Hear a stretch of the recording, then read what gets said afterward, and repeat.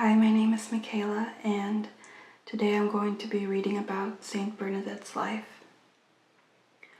On a June day in 1858, Father Peyramal noticed a girl's head encircled by a halo as he gave her Holy Communion. When she raised her head, he recognized her as Bernadette Soubirous. What follows are words either spoken or written by Bernadette herself.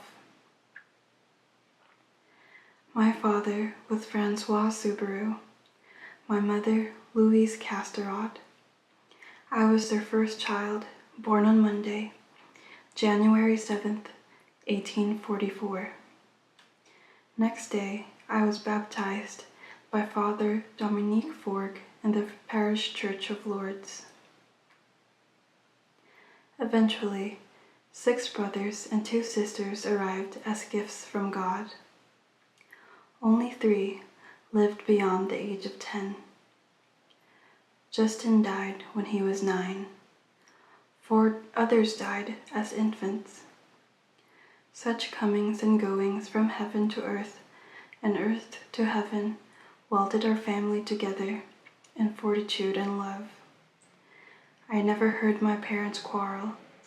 They were always at peace. My childhood was carefree, for my father was a miller.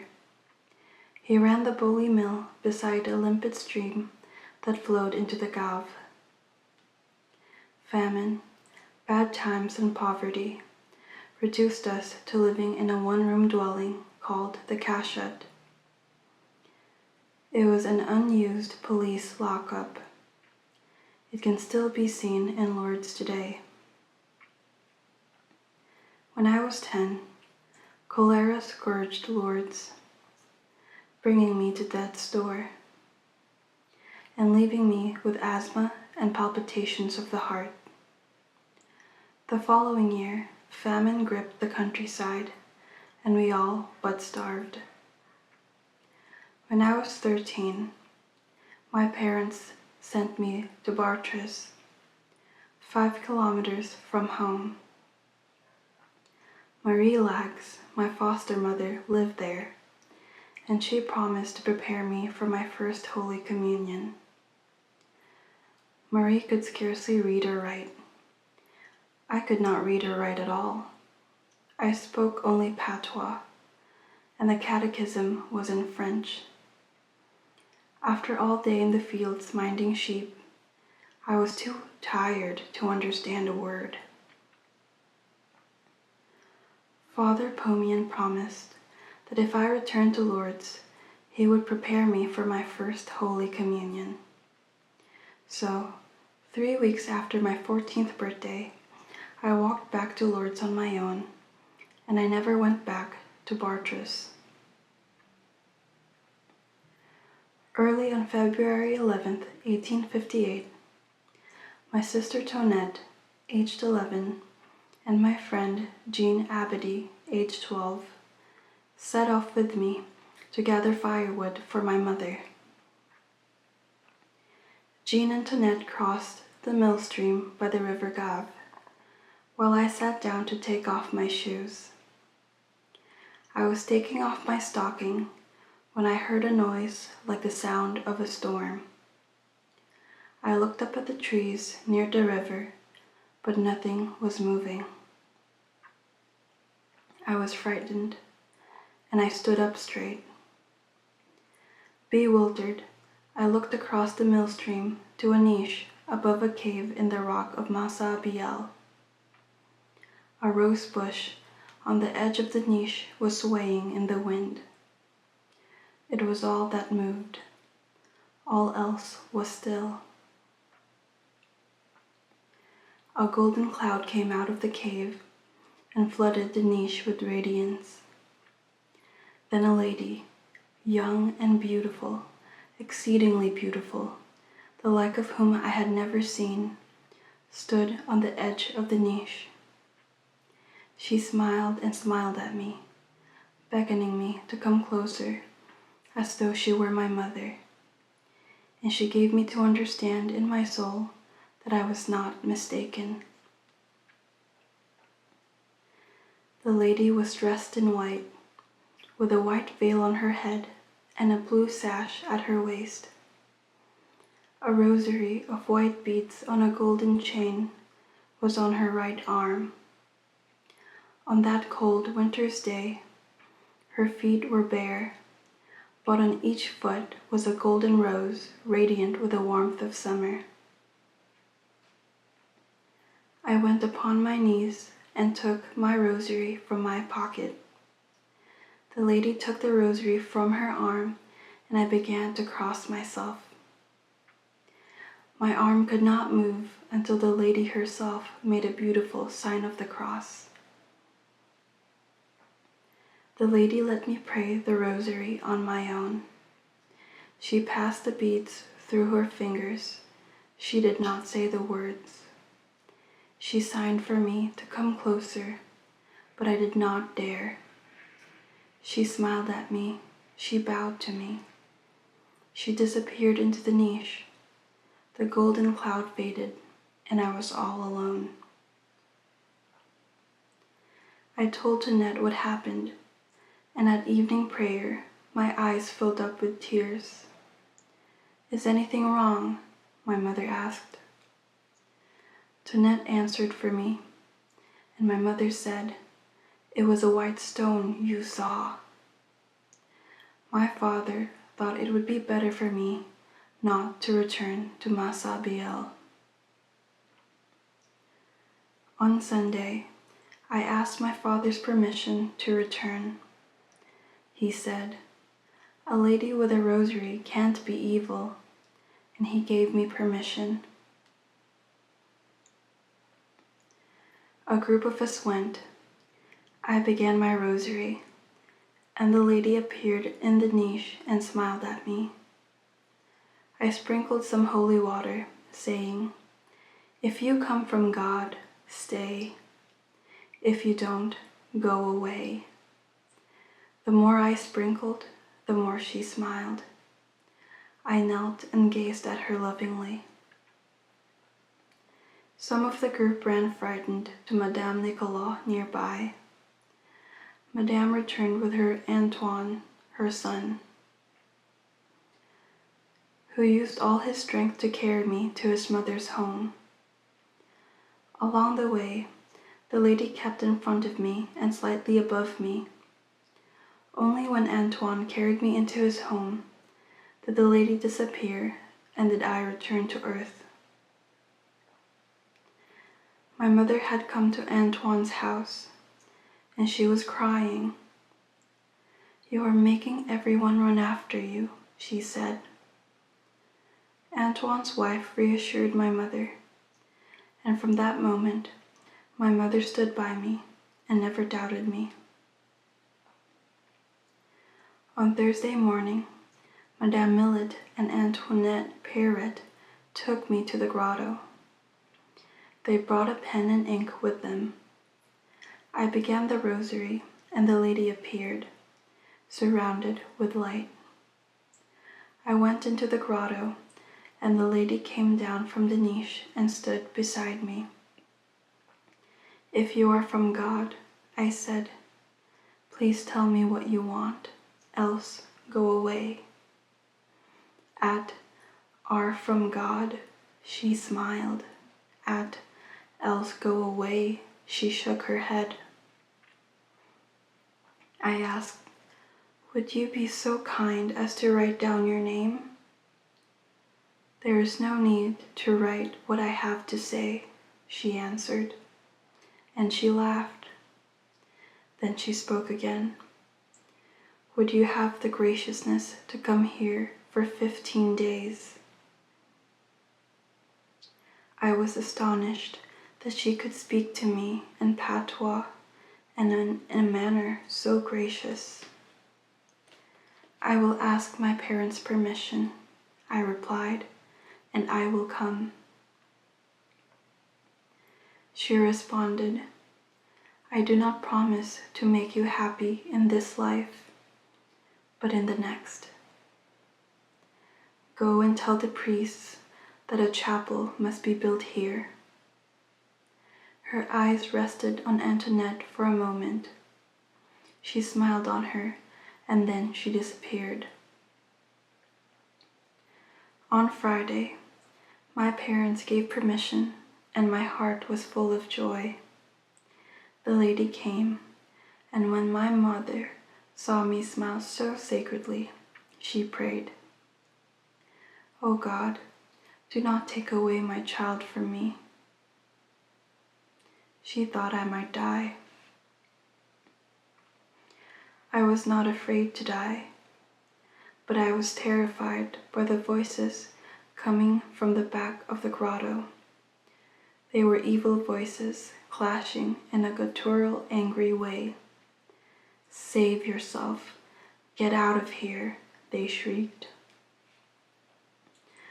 The lady raised her eyes, frowned at where the voices were, and there was peace.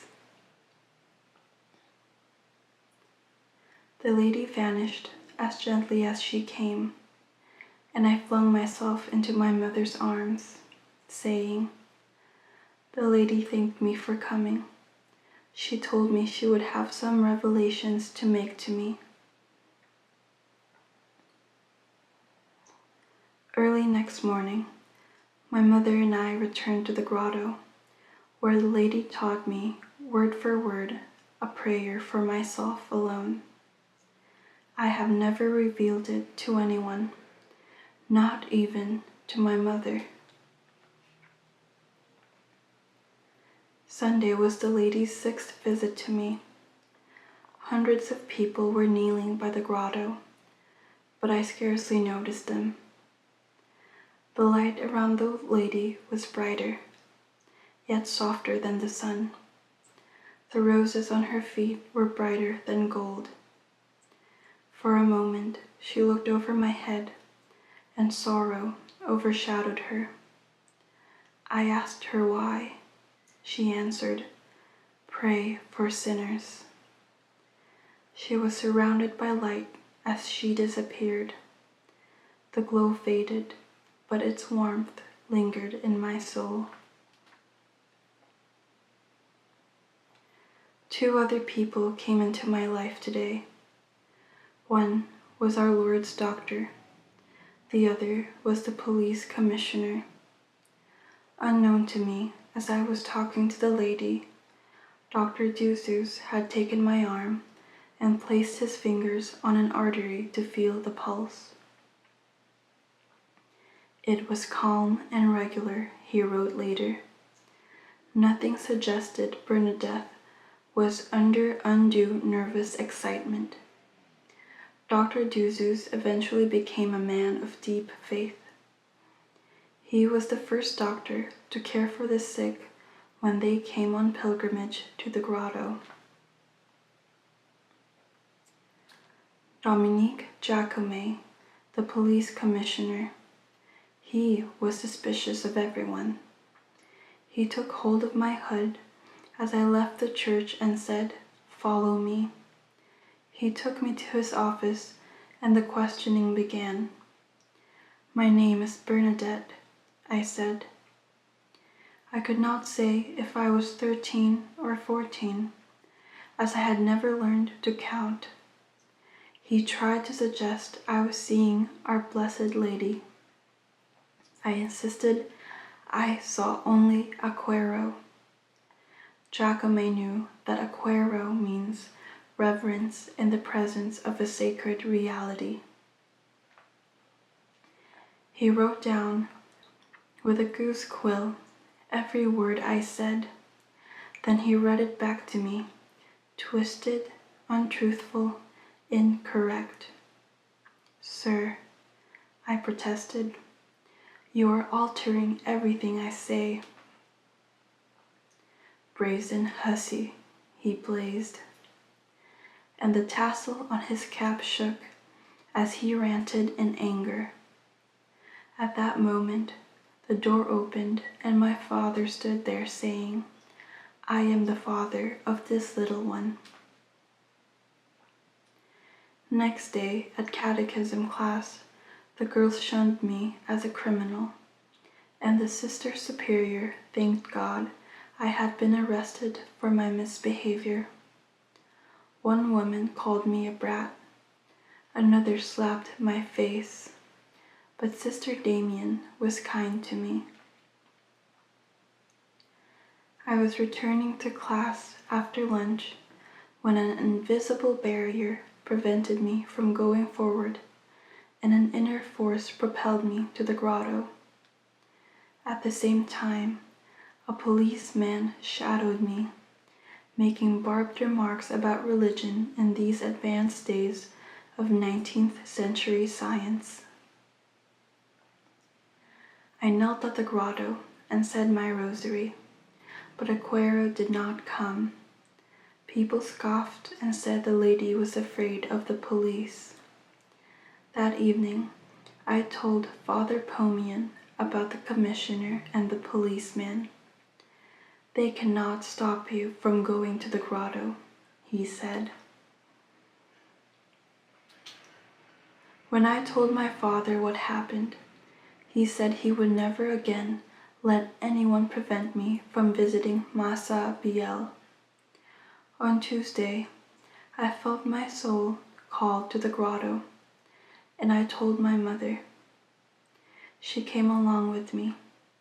About 150 people were there, including Dr. Duzus. Aquero came and prayed with me for an hour. The anguish of yesterday vanished in the warmth of her presence. She told me 3 secrets for myself alone. I am never to tell anyone. They concern only myself, and they keep me prayerful, grateful, humble. When she said goodbye, my one consolation was my mother kneeling beside me. Today, I was surprised that people could not hear Aquero and myself talking. Aquero talked loud enough to be heard. I raised my voice to enable her to hear, yet no one heard a word. Next day, Wednesday, my parents and my Aunt Lucille brought me to the grotto. My Lady appeared for the 8th time. Again for an hour, she spoke with me and prayed with me. I could not take my eyes off her radiant presence. Today, the people did hear something I said while I was talking with the lady. She spoke one word only. She spoke it slowly, sadly. She spoke it 3 times. Repentance, repentance, repentance. And my eyes filled up with tears. I spoke it as the lady spoke it, slowly. I said it as she said it, 3 times. The people nearby heard me say it, and they repeated it to the others. When the lady left, my Aunt Lucille was crying. She could not understand why I bent down several times and kissed the ground. "Auntie," I explained, "Aquero told me to pray to God for the conversion of sinners, and she asked me to kiss the ground in humility for their pride." On Thursday, February 25th, Aquero came peacefully, prayerfully. Gently she said, "Go, drink at the spring and wash in it." I saw no spring, so I went towards the Gave. Aquero called me back and pointed to a spot beneath the rock. I found some moisture there, but it was mud. 3 times I threw it away, even though the lady said to drink it. Then I washed in it, only to have my face besmeared with mud. When the lady left, my Aunt Bernard slapped my face. "Stop your nonsense," she said, as she sent me home to the cheers of the people. That afternoon, Eleanor Perrard returned with me to the grotto. Water was bubbling from the hollow I had scraped in the mud. Eleanor stirred the water with a stick. The more she stirred, the more it flowed. The more it flowed, the purer it became. Soon it was water crystal clear. The people who left this morning, when all they saw was mud, now saw the water as a gift from God. They obeyed the lady's request. Go, drink at the spring and wash in it. Louis Bernadette asked his daughter to bring him some of the water. Years before in the quarries, Louis had injured his right eye, and his vision was steadily deteriorating.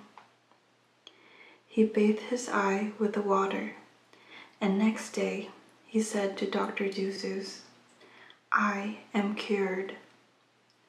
Dr. Duzus wrote a sentence on some paper, placed his hand over Louis's good eye, and said, "Read this." Louis read aloud, "This patient is suffering from an incurable amaurosis." The gospel at Mass that morning told of the pool in Jerusalem, where so many of the sick, the blind, and the lame were healed. The people who scoffed when I washed in the spring eventually treasured its water as a grace from heaven. That evening, a policeman came to my mother and myself to the imperial prosecutor.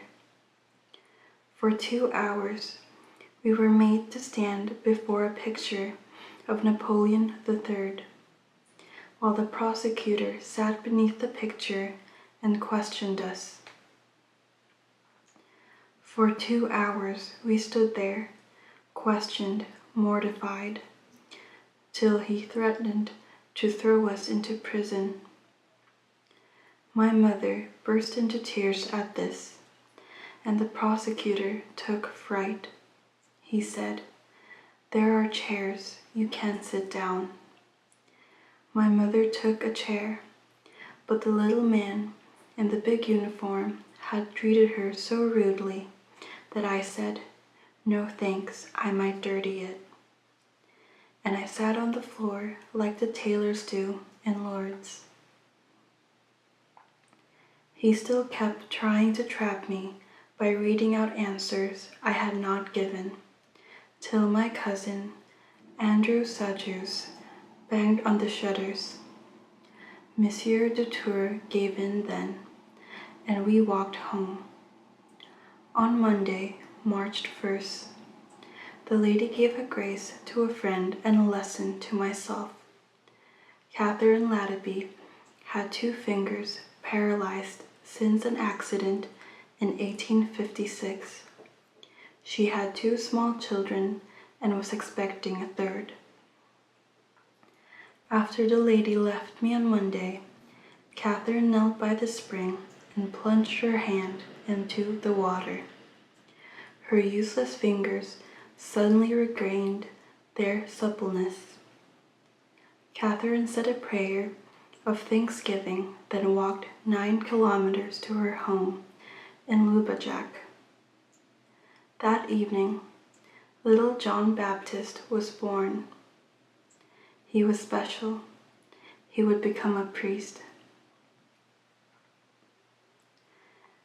The lady's lesson to me. Pauline Sands asked me to use her rosary at the grotto today. When I prayed on it, the lady interrupted me. "You have made a mistake," she smiled. "That rosary is not yours." People climbed all over the grotto today, disturbing the rose bush where the lady stood.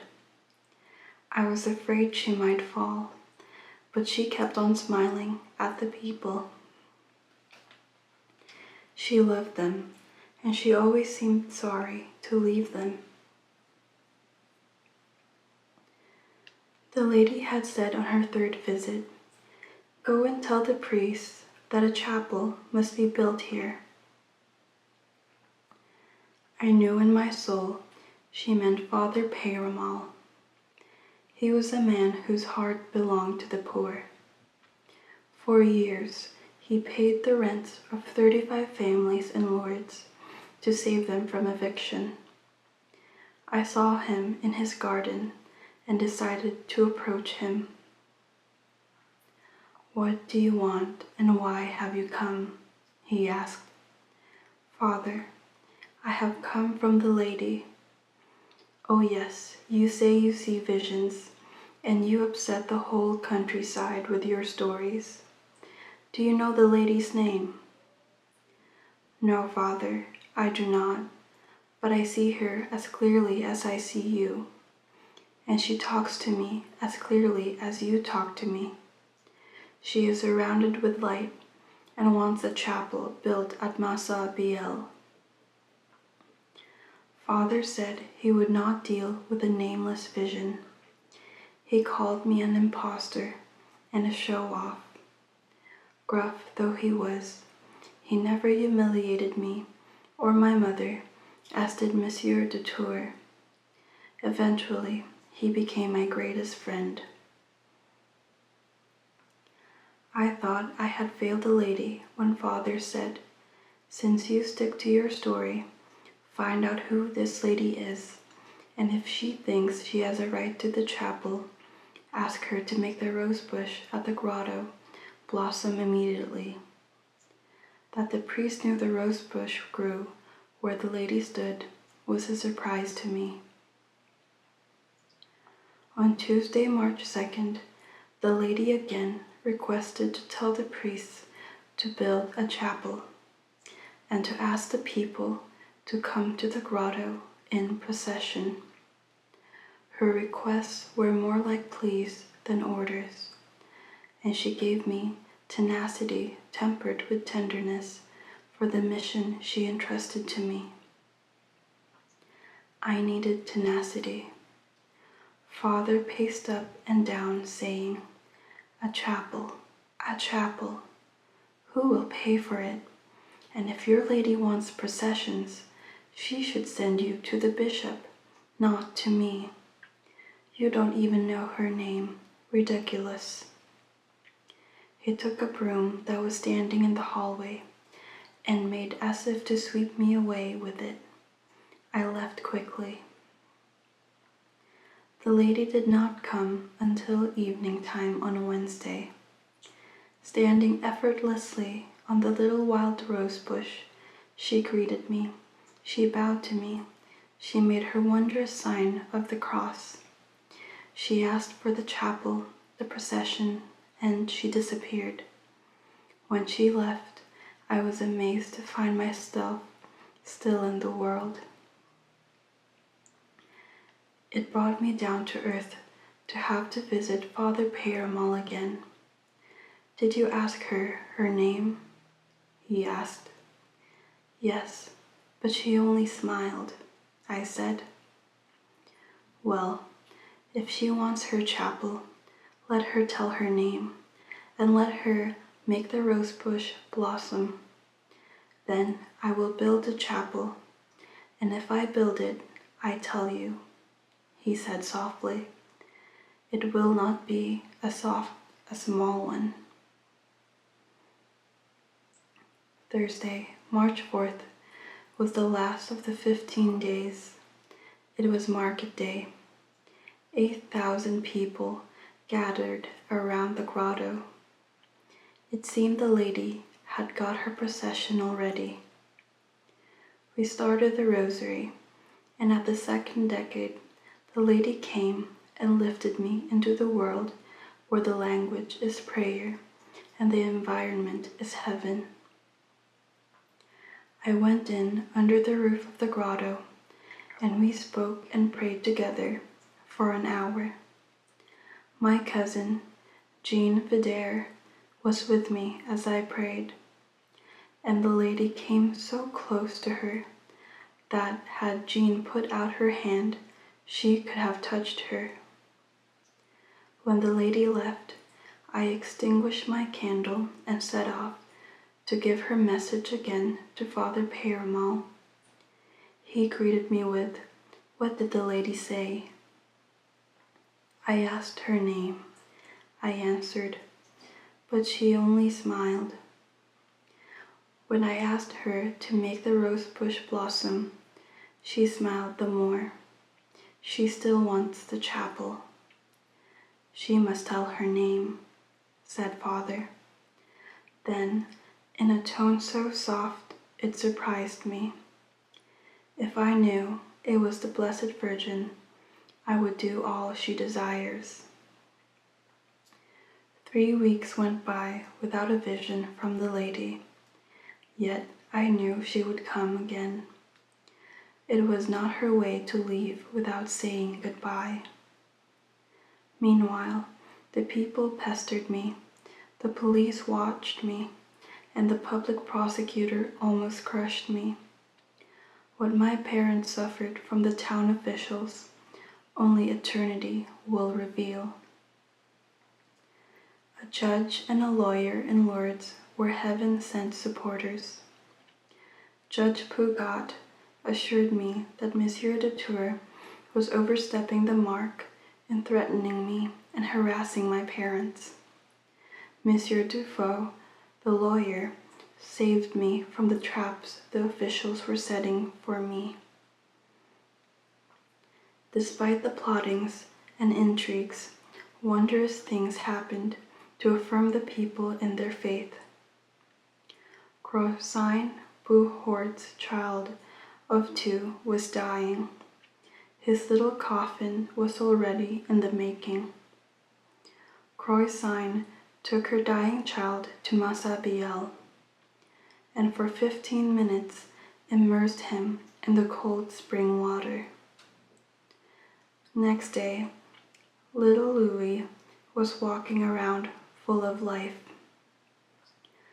Dr. Verges examined the child along with Dr. Duzus. Both doctors admitted the child's cure could not be explained by medical science. As a result, the mayor and the police accused me of curing people and threatened me with jail. I stated simply, I have not cured anyone. They then raved on about never going back to the grotto, and they tried to overawe me with their impeccable French and their sophisticated attitude. They seemed incapable of realizing I had knelt in the presence of a lady who could only be of heaven, and their words flew past my ears. Each day, after First Holy Communion class, I would quietly go to Massabielle. I would kneel down. I would say my prayers. I would make the sign of the cross as the lady taught me. Then I would go home. On March 25th, I was roused from sleep by an inner insistence to go to the grotto. It was still dark when I reached Massabielle. The lady was there, waiting for me. I apologized for keeping her waiting, for I had caught a cold. She smiled. I knelt down. We said the Rosary together. Then the lady came very close to me. I told her how I loved her and how happy I was to see her again. Mademoiselle, I said, would you be so kind as to tell me who you are, if you please? Instead of replying, she only smiled. I said again, would you be so kind as to tell me who you are? I said this 4 times altogether. The lady extended her hands towards the ground, swept them upwards to join them on her heart, raised her eyes, but not her head to heaven, leaned tenderly towards me and said, que soy Immaculate Conception. She smiled at me. She disappeared. I was alone. I did not understand the words, but I knew the priest would. I knew also the lady loved the priest. Leaving my candle at the grotto, I went straight to Father Paramal, saying the lady's name to myself along the way. Father was waiting for me. I bowed and said, I am the Immaculate Conception. Seeing his surprise, I explained. Aquero said, I am the Immaculate Conception. The good priest stood there stunned. Suddenly, he stammered, Do you know what that means? I shook my head. I said, No. Then how can you say the words if you do not understand them? I repeated them along the way, I replied, then added, She still wants the chapel. The priest by now was deathly pale, but he pulled himself together, saying, Go home now, child. I will see you another day. Years later, I learned that Father wrote to the bishop that night, and as he wrote, his heart filled up with emotion, and his eyes filled up with tears. What my lady meant by I am the Immaculate Conception, I had no idea. I decided to ask Mademoiselle Estrade. She had a serene sense of the supernatural. Mademoiselle, what does it mean? Immaculate Conception. Mademoiselle explained how Pope Pius IX had applied the words to Our Blessed Lady 4 years ago on December 8th. It was then I realized I could speak what was unspoken in my soul for 7 silent weeks. The Aquero was the Immaculate Virgin Mary. She was the Mother of God, and she had been stepping out of heaven to share her soul with me. She had taught me prayers no soul on earth had prayed. She had promised me happiness, not in this world, but in the next. Through all her visits, she had spoken not the flawless French of the town officials, but the homely words of my lords, patois. Holiness and prayer are simple. God's mother taught me so.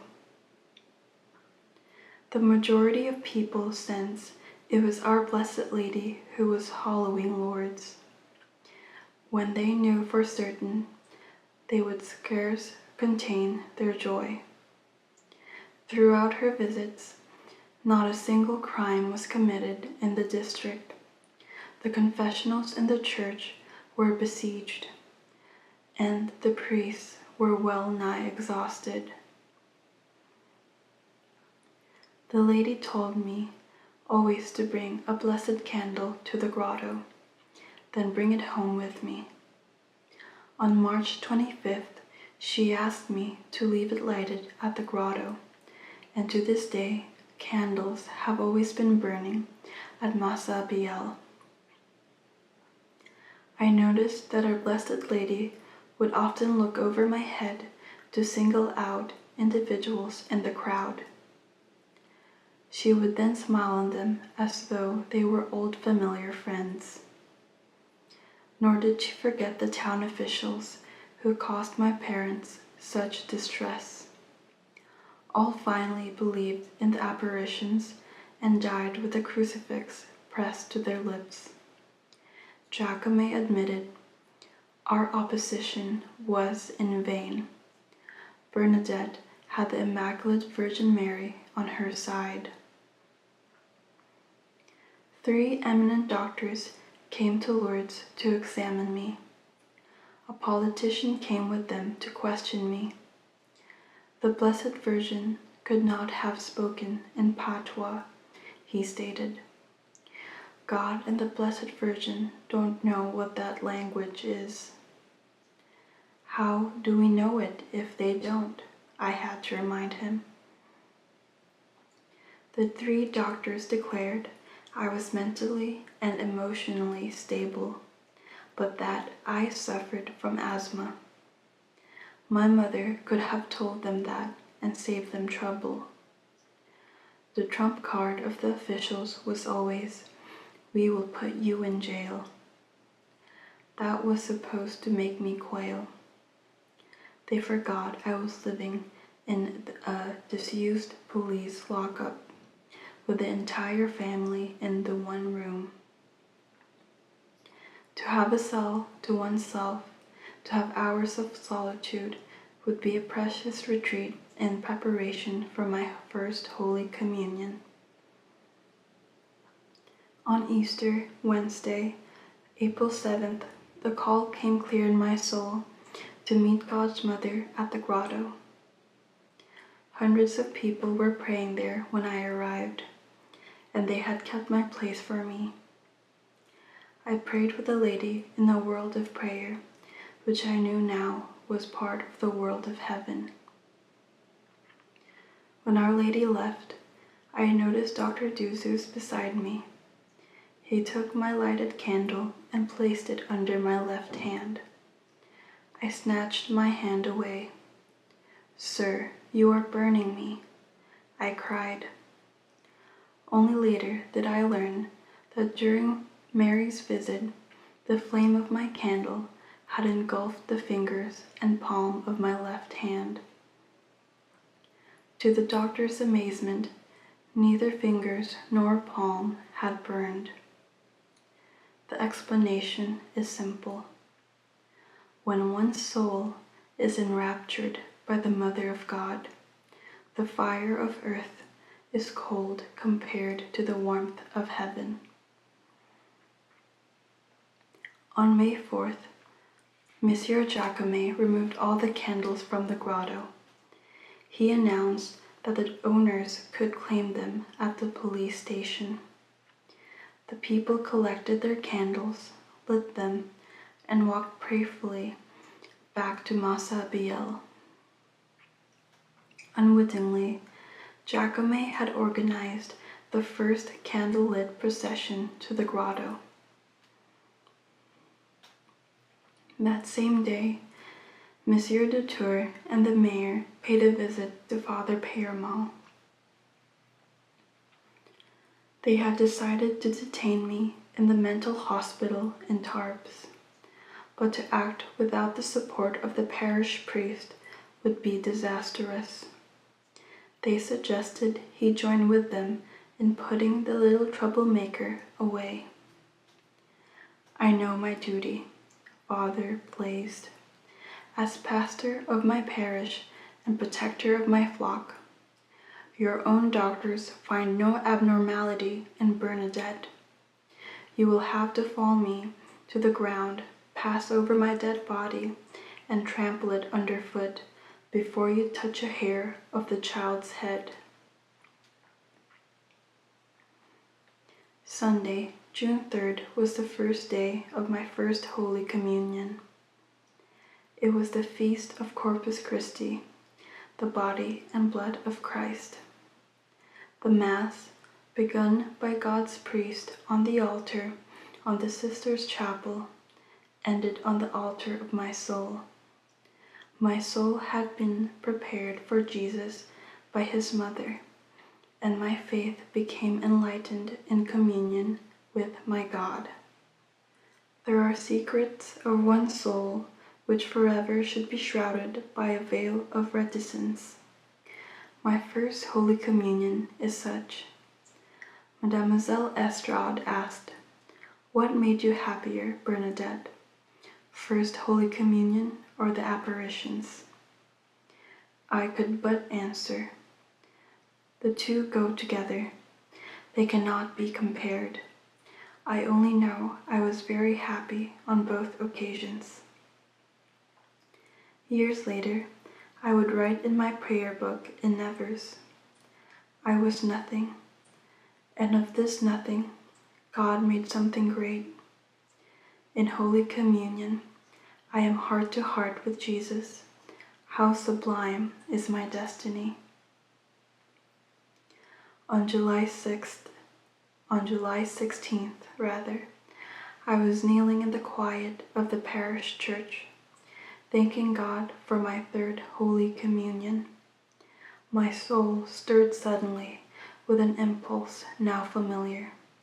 The Mother of God was calling me. The grotto had been barricaded off by jacame and a notice erected. Entrance to this property is forbidden. The notice was in French. The Mother of God always spoke to me in my patois dialect. I hastened to the meadow near the Gave. I knelt and lit my candle. I began my rosary, and my lady stood in the grotto smiling at me.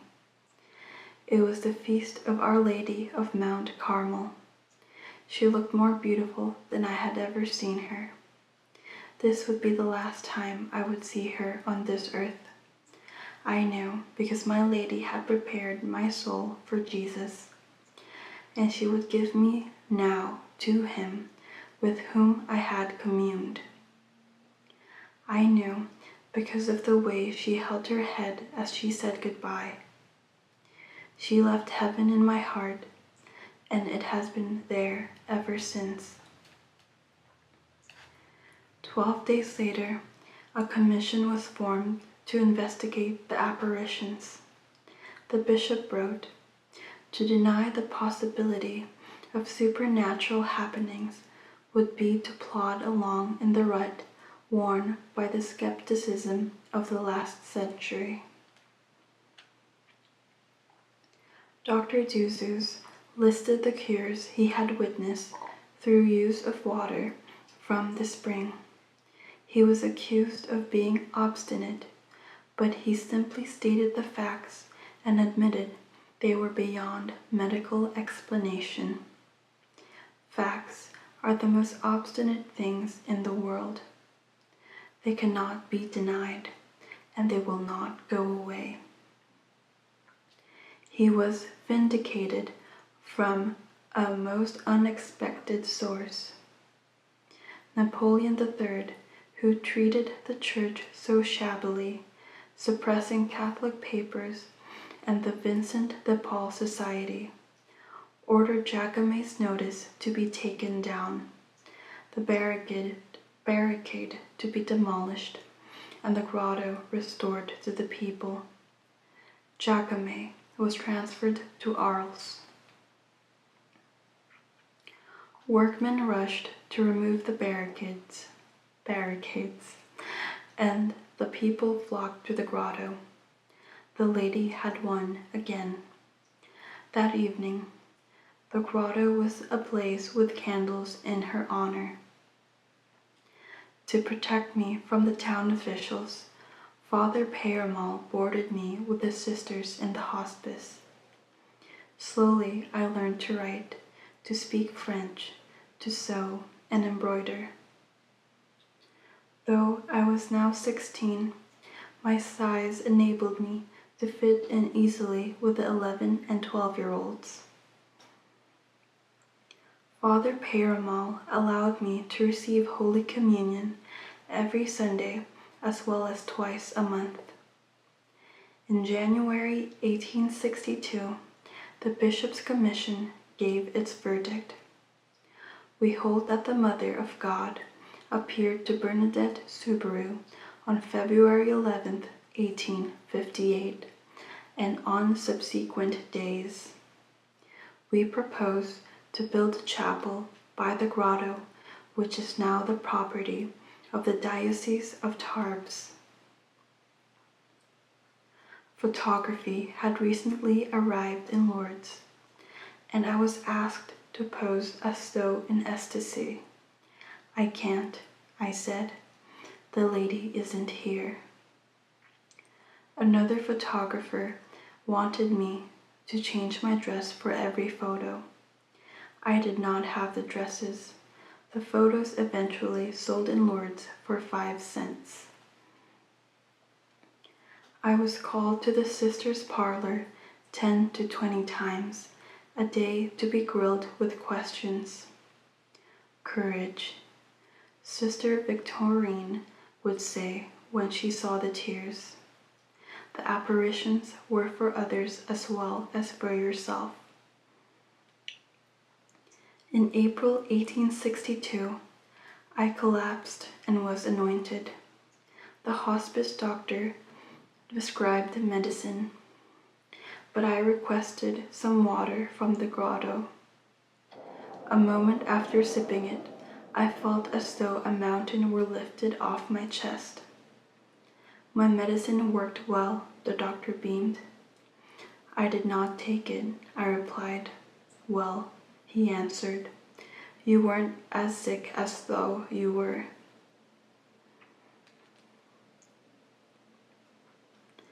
About this time, Our Lady's statue was placed in the grotto by the sculptor Fabiche, who attempted to portray in marble the living sacredness of God's Mother.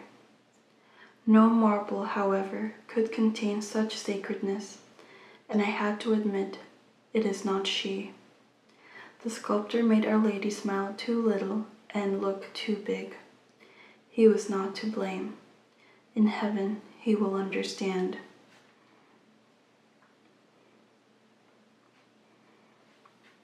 Next came the blessing of the crypt of the chapel. My father's joy was complete that day.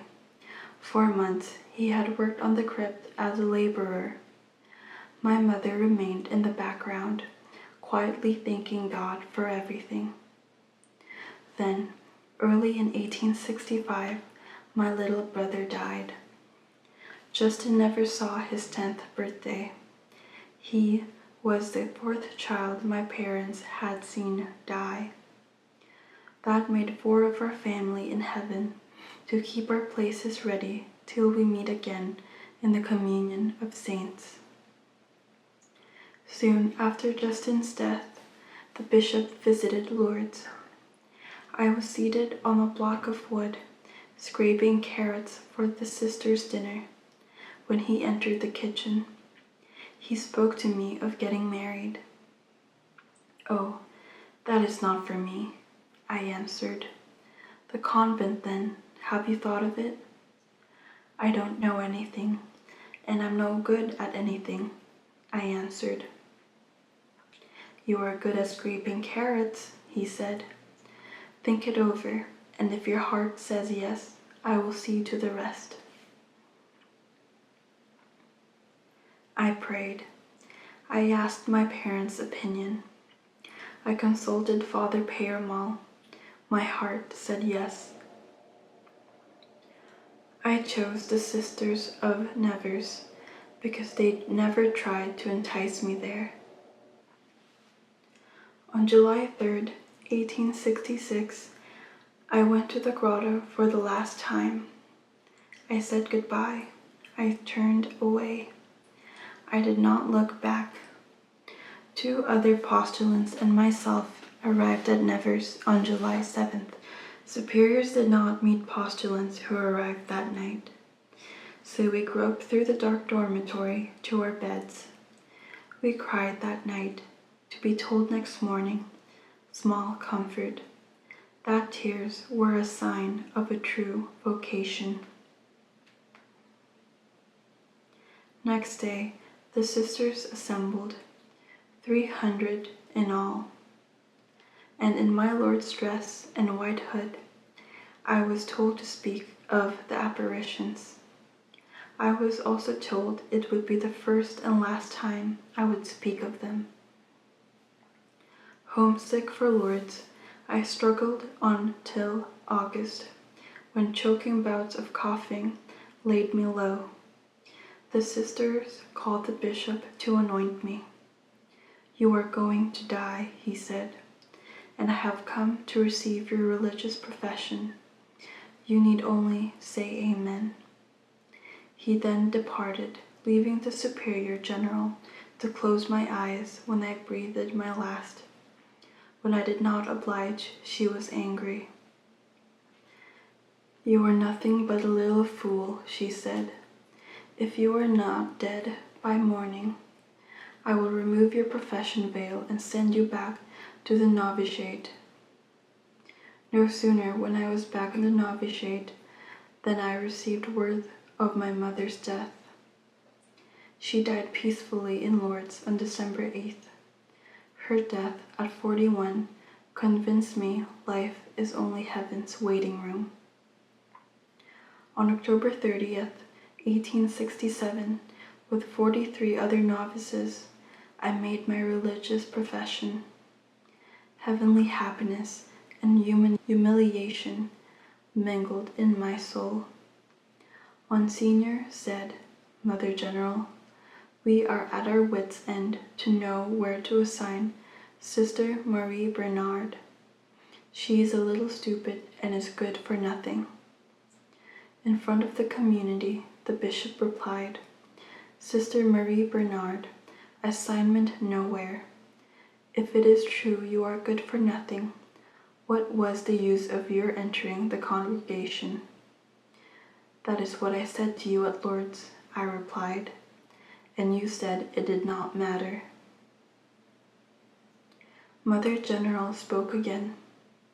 "If you wish, Monsignor, we could keep her out of charity here and use her in the infirmary. To start with, she could help with the cleaning." The bishop looked at me, kneeling before him, and said, "I give you the assignment of praying."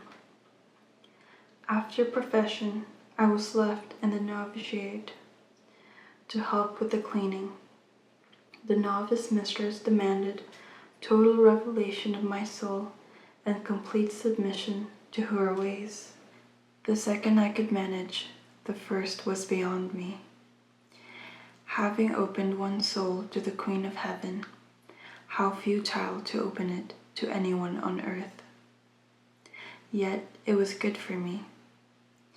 When one is espoused to Jesus Christ, one should say yes in physical and emotional pain, without any ifs or buts. The sisters used to say, "It is good not to be Bernadette," and they were wondrous in their encouragement. Antoinette Dalias, a postulant, said, "I've never been in Nevers for 3 days, and no one has shown me Bernadette." "That's Bernadette beside you," said a sister. "Not that," exclaimed Antoinette. I took her hand and said, "Yes, mademoiselle, just that." And we were friends for life. A liturgy expert assured me that Our Lady would never wear a blue sash. Blue was not liturgical. "I don't know anything about liturgy," I answered, "but I do know the lady's sash was blue." Patience with such people was given me in prayer, and prayer was my assignment now. Children never put me off. A tiny tot of 4 said, "You have seen the Blessed Virgin, sister. Was she beautiful?" "So beautiful," I replied, "that once you have seen her, you would willingly die to see her again." The Rosary became my way of prayer, indeed, my way of life. To hold it in one's hands brought serenity and peace. The Rosary I used during the apparitions disappeared one day without a trace. Jeanette had given it to me in 1856. A priest boasted that he had had it, but my answer was, "If anyone claims to have my beads, he must have stolen them, for I would never have given them to anyone." On March 4th, 1871, my father died at the age of 64. He died as he lived, in deep faith and with a quiet longing to be with God. On September 8th, 1877, Father Peyramal died in Lourdes. He began the processions I could never organize. He built the chapel I could never build. Our Lady had requested but a chapel. He gave her a basilica. Surely when he died on her birthday, she gave him heaven. What madness, their death seemed to say, to attach oneself too deeply to anything on earth, when one must leave it all too soon for heaven. Why don't you ask Our Lady to cure you? A pilgrim asked me once in Lourdes. It's no use, I answered.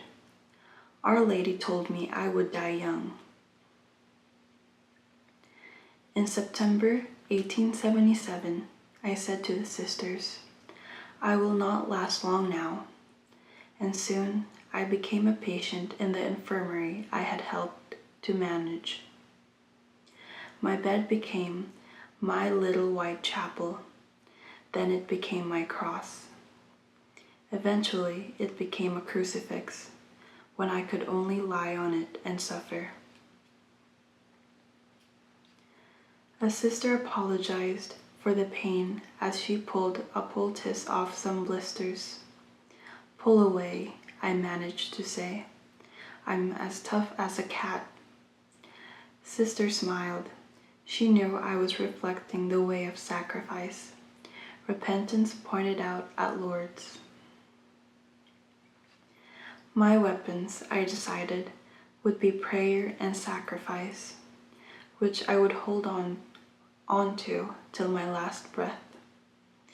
Then only would the weapon of sacrifice fall from my hand, but the weapon of prayer would follow me to heaven. My mission was ending.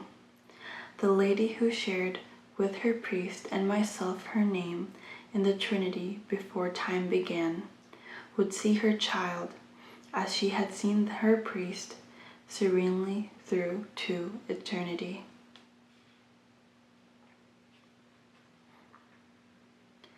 Bernadette Subaru died on Easter Wednesday, April 16, 1879.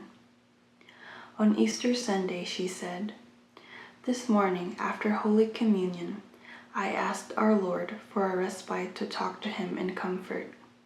He would not give it. My sufferings will last till death. On Easter Monday, Bernadette said goodbye to her dear friend, Sister Bernard Dalias. Not that, Sister Bernard had remarked 12 years ago. Just that, said Bernadette as she took her hand. Bernadette took her hand again and said, Goodbye, Bernard. This time it is the last. On Easter Tuesday, the chaplain suggested she make the sacrifice of her life. What sacrifice? Bernadette answered.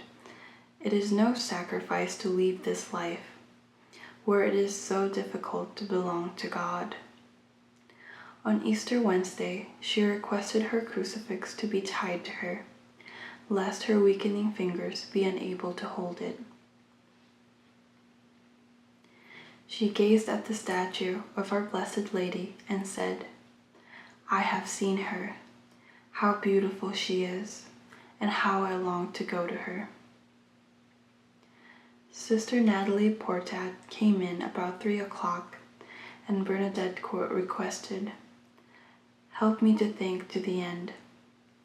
Taking the crucifix, she prayed, My God, I love you, with all my heart, with all my soul, with all my strength.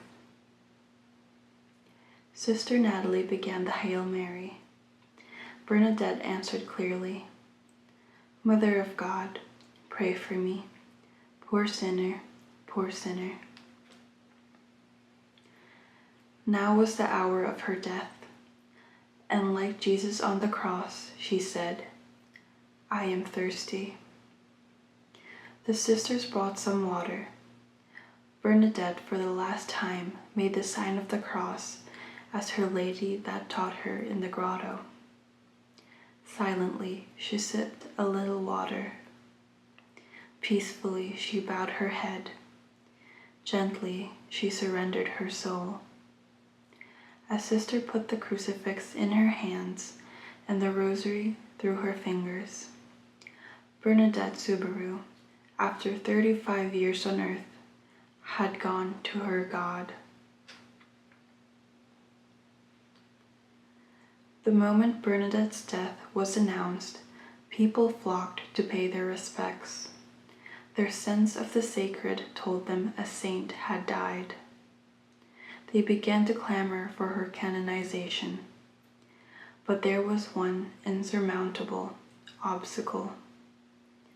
Bernadette's novice mistress, Mother Vazu. Within 2 years of Bernadette's death, this formidable lady had become superior general.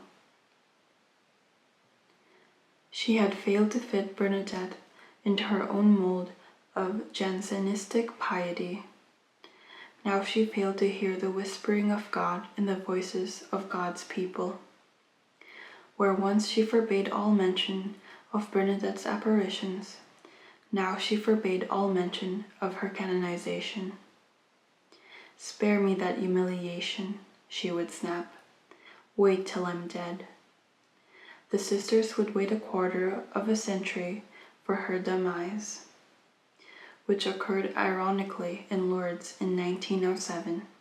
2 years later, Mother Josephine Forestier inaugurated Bernadette's cause for canonization. As part of the formal proceedings, Bernadette's coffin was opened after 30 years in the grave.